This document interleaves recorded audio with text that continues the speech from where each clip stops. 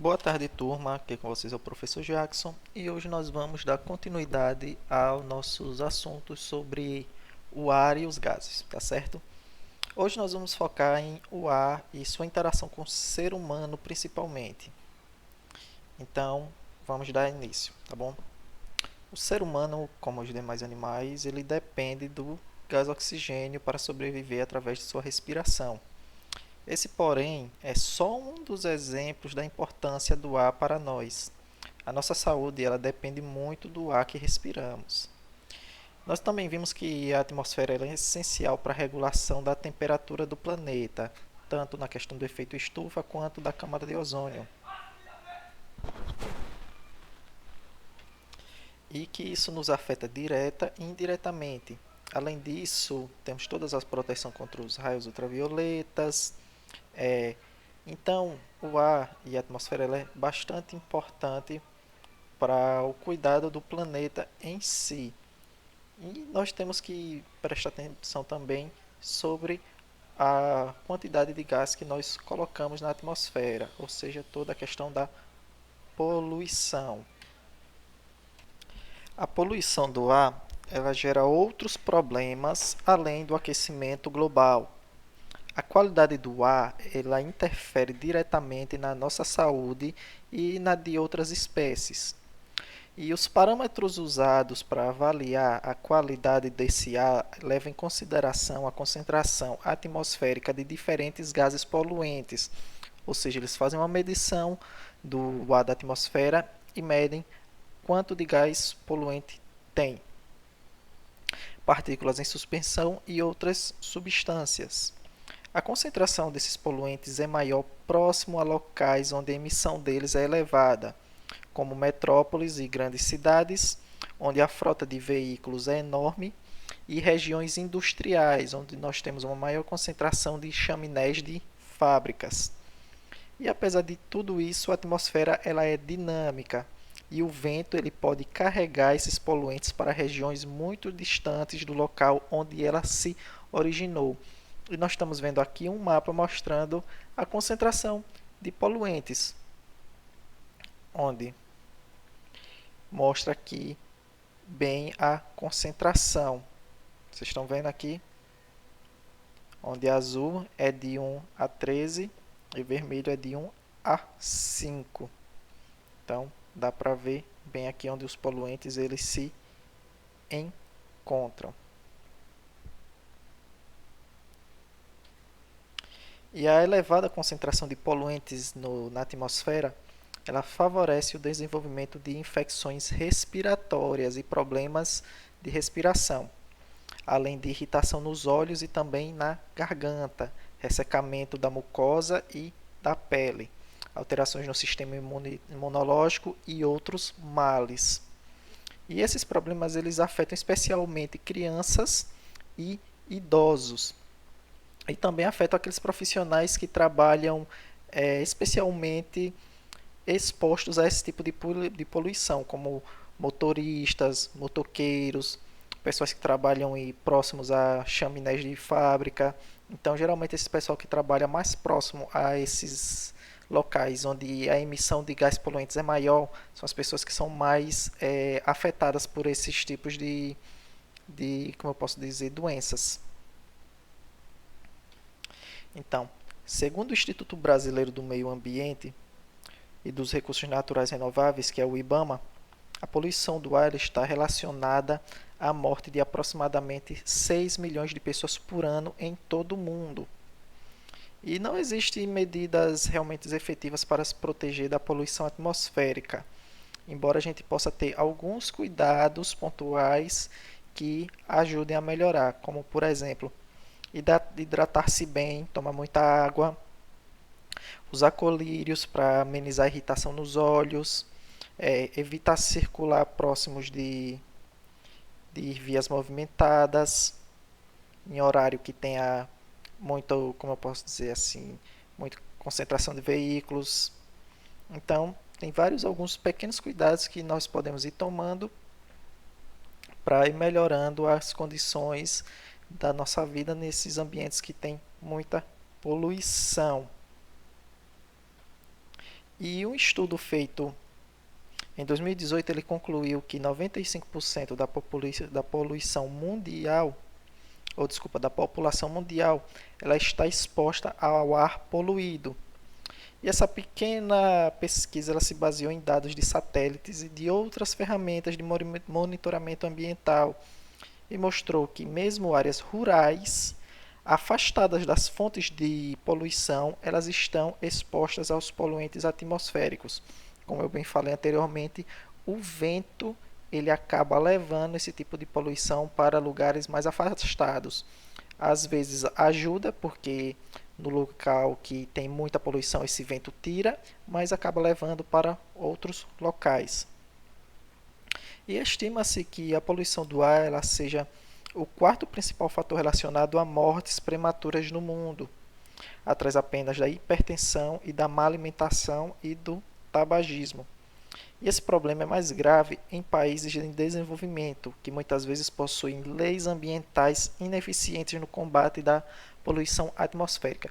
E aqui a gente tem um mapa mostrando as mortes relacionadas à poluição atmosférica em um ano, onde aqui mostra que não disponível, em roxo de 300 a 600 pessoas, em um roxo mais claro de 200 a 300, em um rosa de 100 a 200, um rosa mais claro 50 a 100, e esse tom aqui salmão de 0 a 50.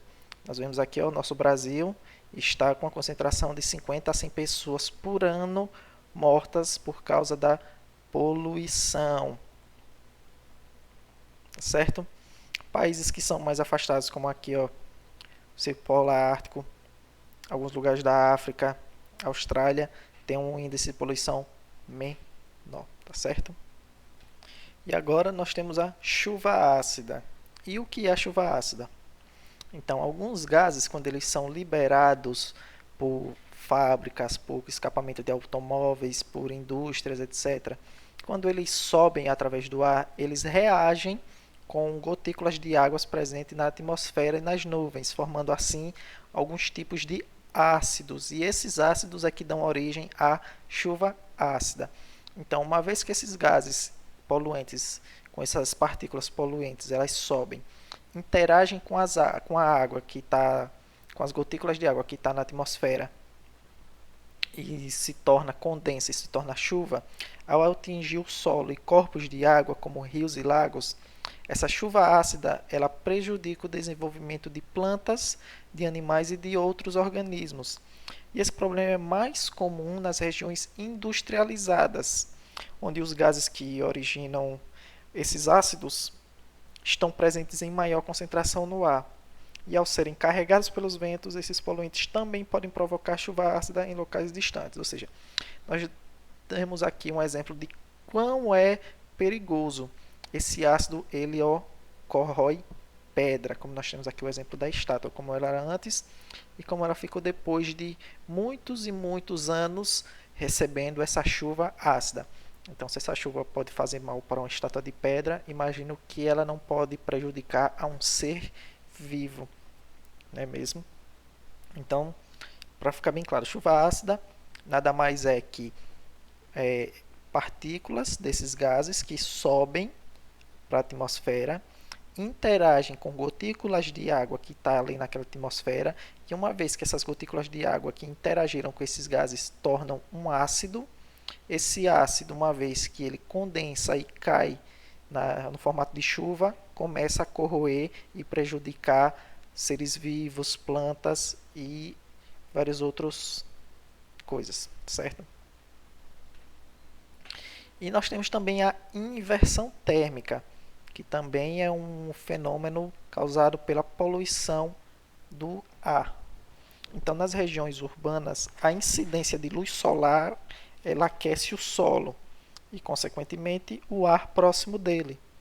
O ar aquecido sobe, gerando correntes ascendentes de ar que ajudam a dispersar os poluentes para as regiões mais elevadas da atmosfera e, consequentemente, a reduzir a poluição mais próxima à superfície onde se encontram as pessoas.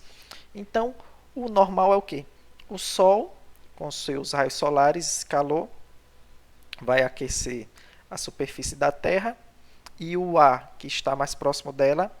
Esse ar que ele é mais quente, ele é menos denso, ou seja, ele é mais leve, então ele tende a subir. Então o ar quente ele sobe e vai levando com ele essas partículas de poluição que possa ter ali no ar do ambiente, tá certo?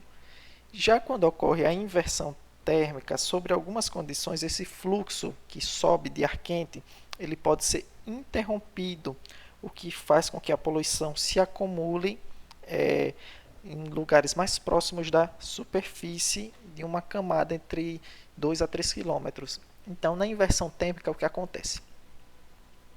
Existe aqui uma camada de poluentes que impede com que esse ar quente suba, fazendo o quê? Com que o ar frio, ele que é mais pesado que o ar quente, ele desça e trazendo consigo que os poluentes, já que não vai conseguir aquecer e subir. Então, dá para ver bem aí como é o esquema. Então, uma vez a poluição ela se acumula mais próximo da superfície, em uma camada de 2 a 3 quilômetros, e esse fenômeno ele acontece quando a umidade do ar está baixa na ausência de nuvens e vento. O ar frio, que é mais pesado que o ar quente, como eu falei, ele fica aprisionado mais próximo do solo, da superfície, por camadas de ar quente. Ou seja, nessa primeira parte, que é o fluxo normal, o ar quente ele sobe e vai levando as partículas de poluição. Quando a gente tem a inversão, nós temos uma camada de ar quente que impede que esse ar frio ele suba. E nós sabemos que o ar quente ele é mais leve e o ar frio é mais pesado. Então, o ar frio ele tende a descer em vez de subir, porque a gente não tem condições suficientes, nem temperatura suficiente para que esse ar ele aqueça e suba. Então, esse ar frio ele desce e deixando aqui aprisionado toda uma concentração de gás poluentes aqui na superfície, mais próximo do solo. Então, aqui está todo o esqueminha de inversão térmica, tá bom? E nós temos também agora a preservação da camada de ozônio.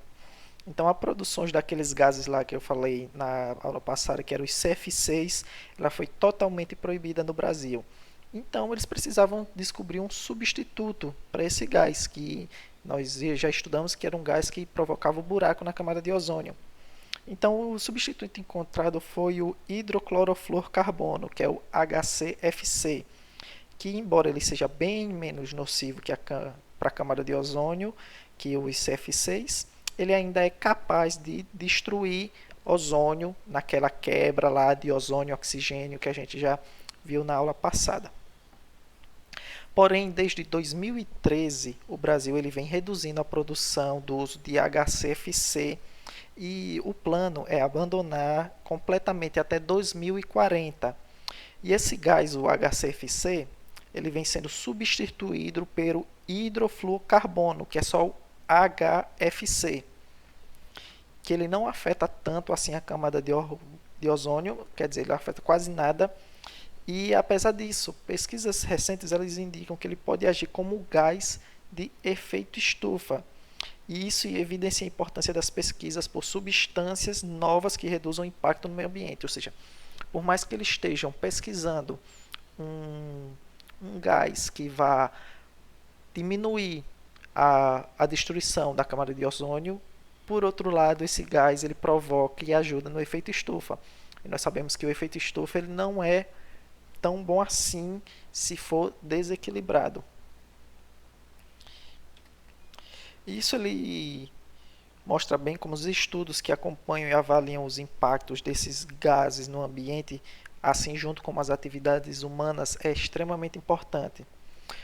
Como eu falei na outra aula, aerosóis, refrigeradores, aparelhos de ar-condicionado e alguns modelos de extintores de incêndio, eles já são exemplos de equipamentos que empregam ou o HCFC ou o HFC. E o cuidado, a manutenção desses aparelhos como eu posso dizer, frequentemente, isso ajuda com que não tenha nenhum tipo de dano e esse gás acaba escapando e indo parar na atmosfera. E é isso, pessoal. A nossa aula vai ficando por aqui. Espero que vocês tenham gostado. Agora é só mãos à obra para a atividade. E até a próxima semana. Tchau.